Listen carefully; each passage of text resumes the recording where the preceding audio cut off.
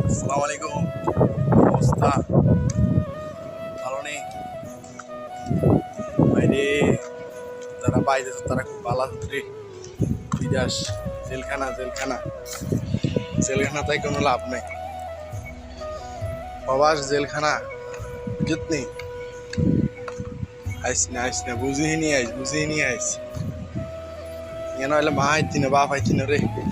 কষ্ট আছি রে মা বাপ সারা, আর মা বাপ সারা আর একদিন এক মাসের মতো লাগে। তোরা তো আইলে তো কত বছর লাগে বুঝতি, একদিন এক বছরের মতো লাগে। আনতে খারাপ লাগে মা বাপ সারা।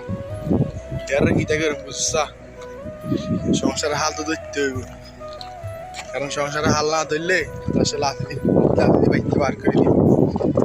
বাইতে 5-6 লাখ টাকা ঋণ করে আইসি, এটা বুঝ করতে হইব। এই কয় ডিগ্রি জানাস নি? ম্যাক্সিমাম একের কম 48 মধ্যে এউদি লাগে হাইতে আসি। তোরা হাইতি না, বাইতে তালিম দিয়ে তারা হারবি, নাহলে হাইতি না। খুব কষ্ট আছে বুঝলি। দেখ, দোয়া করিস ছোট ভাইরা, বড় ভাই আমরা সবাই দোয়া করেন ইনশাল্লাহ। দেন সই সালামত নাই, 2 পয়সা কামায় হারাইতে রোজ বিলকুল রোজ তাই অভাব নেই।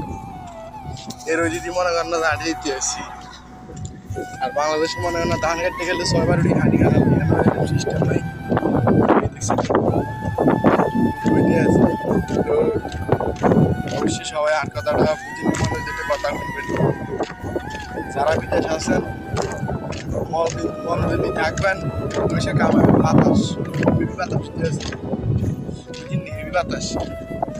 ওই যে কাতার